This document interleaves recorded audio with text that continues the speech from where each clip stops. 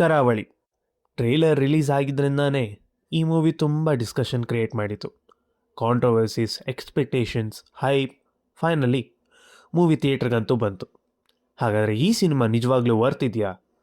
Story ಹೇಗಿದೆ, performance ಹೇಗಿವೆ, spoiler free review ಕೊಡೋಣ ಬನ್ನಿ.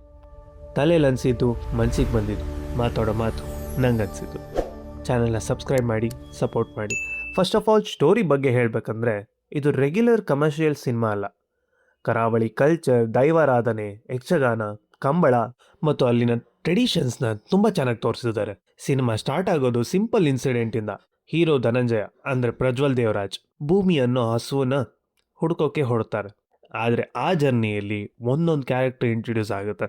ಅಲ್ಲಿ ಒಂದೊಂದು ಕ್ಯಾರೆಕ್ಟರ್ಗೂ ಒಂದೊಂದು ಮಿಸ್ಟ್ರಿ ರಿವೀಲ್ ಆಗ್ತಾ ಹೋಗುತ್ತೆ. ಸ್ಟಾರ್ಟಿಂಗಲ್ಲಿ ಸ್ಟೋರಿ ಎಲ್ಲಿಗೆ ಹೋಗುತ್ತೆ ಅನ್ನೋದು ಗೆಸ್ ಮಾಡೋಕ್ಕೂ ಆಗಲ್ಲ. ಆ್ಯಂಡ್ ಇಂಟರ್ವಲ್ ಬಂದಮೇಲೆ ಒಂದು ಮೇಜರ್ ಟ್ವಿಸ್ಟ್ ಸಿಗುತ್ತೆ. ಅಲ್ಲಿಂದ ಆ್ಯಕ್ಚುಯಲ್ ಸ್ಟೋರಿ ಸ್ಟಾರ್ಟ್ ಆಗುತ್ತೆ ಅನ್ಬೋದು. ಎಮೋಷನ್ಸ್ ಮತ್ತು ಆ್ಯಕ್ಷನ್ ಮಿಕ್ಸ್ ಆಗಿ ಆಡಿಯನ್ಸ್ನ ಎಂಗೇಜ್ ಮಾಡುತ್ತೆ. ಇನ್ನು ಪರ್ಫಾರ್ಮೆನ್ಸ್ ಅಂತ ಬರೋದಾದರೆ ಪ್ರಜ್ವಲ್ ದೇವರಾಜ್ ಬಹಳ ಡಿಫ್ರೆಂಟ್ ರೋಲ್ನಲ್ಲಿ ಕಾಣಿಸ್ಕೊಂಡಿದ್ದಾರೆ. ಯಕ್ಷಗಾನ ಆರ್ಟಿಸ್ಟಿಂದ ಕಂಬಳ ರನ್ನರ್ವರೆಗೂ ಅವರ transformation really impressive. Raj B Shetty ಇವರ ಬಗ್ಗೆ ಸಪ್ರೇಟಾಗಿ ಹೇಳಬೇಕಾಗಿಲ್ಲ. ಸ್ಕ್ರೀನ್ ಟೈಮ್ ತುಂಬ ಕಮ್ಮಿ ಇದ್ರೂ ಬಟ್ ಇಂಪ್ಯಾಕ್ಟ್ ದೊಡ್ಡದಾಗೆ ಮಾಡಿದ್ದಾರೆ. ಮಹಾವೀರ ಕ್ಯಾರೆಕ್ಟರ್ ಸಿನಿಮಾ ಕಂಪ್ಲೀಟಾಗಿ ಮುಗಿಯೋವರೆಗೂ ಆಡಿಯನ್ಸ್ ಮೈಂಡಲ್ಲಿ ಇರುತ್ತೆ. ಇನ್ನು ಮಿತ್ರ ಅವ್ರ ಬಗ್ಗೆ ಹೇಳಬೇಕಂದ್ರೆ ಕಂಪ್ಲೀಟ್ಲಿ ಆಡಿಯನ್ಸ್ ಮೈಂಡ್ ಸೆಟ್ ಏನಿದೆ ಅವ್ರ ಕಡೆ ತಿರುಗಿಸ್ಕೊಂಡಿದ್ದಾರೆ. ಕಾಮಿಡಿ ಇಮೇಜಿಂದ ಕಂಪ್ಲೀಟ್ಲಿ ಡಿಫ್ರೆಂಟ್ ಶೇಡ್ ಕಾಣಿಸ್ಕೊಂಡಿದ್ದಾರೆ ಅಂದರೆ ಪವರ್ಫುಲ್ ಪರ್ಫಾರ್ಮೆನ್ಸ್ ಅಂತಲೇ ಹೇಳ್ಬೋದು. ಇನ್ನು ರಮೇಶ್ ಇಂದ್ರ ಅವರ ವಿಲನಿಸಮ್ ಆದಿಶೇಷ ರೋಲ್ನಲ್ಲಿ ತುಂಬ ಕನ್ವೀನಿಯನ್ಸ್ ಆಗಿದೆ. ಕಾಮ್ ವಿಲನಿಸಮ್ ಮತ್ತು ಗ್ರೀಡಿ ಮೈಂಡ್ ಸೆಟ್ಟಲ್ಲಿರೋ ಇವರು ಚೆನ್ನಾಗಿ ಪೋರ್ಟ್ರೇ ಮಾಡಿದ್ದಾರೆ. ಇನ್ನು ಡೈರೆಕ್ಷನ್ ಆ್ಯಂಡ್ ಟೆಕ್ನಿಷಿಯನ್ಸ್ ಬಗ್ಗೆ ಹೇಳಬೇಕಂದ್ರೆ ಡೈರೆಕ್ಟರ್ ಗುರುದತ್ತ ಗಾಣಿಗ ಇವರಿಗೆ ಫುಲ್ ಕ್ರೆಡಿಟ್ ಕೊಡಬೇಕು. ಯಾಕಂದರೆ ಕರಾವಳಿ ರೀಜಿಯನ್ನ ಸ್ಕ್ರೀನ್ ಮೇಲೆ ತುಂಬ ಅಥೆಂಟಿಕ್ ಆಗಿ ತೋರಿಸಿದ್ದಾರೆ. ಕೋಸ್ಟಲ್ ಅಟ್ಮಾಸ್ಫಿಯರ್, ಕಂಬಳ ಟ್ರೆಡಿಷನ್ಸ್ ಹಾಗೆ ಹಳ್ಳಿ ಲೈಫ್ ಹೇಗಿರುತ್ತೆ ಅನ್ನೋದನ್ನ ಫೀಲ್ ಮಾಡಿ ತೋರಿಸಿದ್ದಾರೆ. ಇನ್ನು ಸಿನಿಮ್ಯಾಟೋಗ್ರಫಿ ತುಂಬ ಚೆನ್ನಾಗಿದೆ. ಒಂದೊಂದು ಫ್ರೇಮು ಒಂದೊಂದು ವಾಲ್ಪೇಪರ್ ಥರ ಕಾಣಿಸುತ್ತೆ.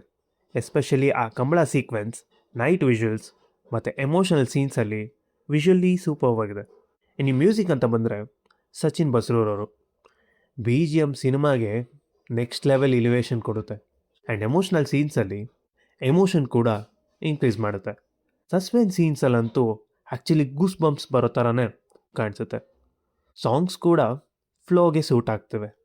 ನೀವು ಪಾಸಿಟಿವ್ಸ್ ಹೇಳಬೇಕಂದ್ರೆ ಕರಾವಳಿ ಕಲ್ಚರ್ನ ಬ್ಯೂಟಿಫುಲ್ಲಾಗಿ ಪ್ರೆಸೆಂಟ್ ಮಾಡಿದ್ದಾರೆ.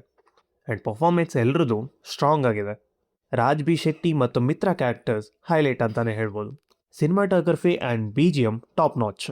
Second half twists and emotional climax super ಆಗಿದೆ. ಇನ್ನು ನೆಗೆಟಿವ್ಸ್ ಬಗ್ಗೆ ಹೇಳಬೇಕಂದ್ರೆ ಫಸ್ಟ್ ಹಾಫ್ ಸ್ವಲ್ಪ ಸ್ಲೋ ಅನಿಸ್ಬೋದು. ಕೆಲವು ಸೀನ್ಸ್ ಪೇಷನ್ಸ್ನ ಡಿಮ್ಯಾಂಡ್ ಮಾಡುತ್ತೆ.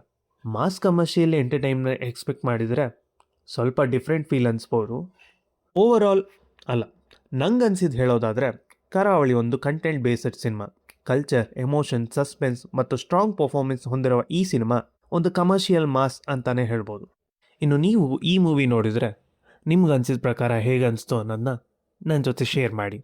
ಆ್ಯಂಡ್ ರಿವ್ಯೂ ಇಷ್ಟ ಆದರೆ ಲೈಕ್ ಮಾಡಿ, ಶೇರ್ ಮಾಡಿ ಆ್ಯಂಡ್ ಸಬ್ಸ್ಕ್ರೈಬ್ ಆಗೋದನ್ನು ಮರಿಬೇಡಿ. Thank you for watching. Signing off, Manikantha.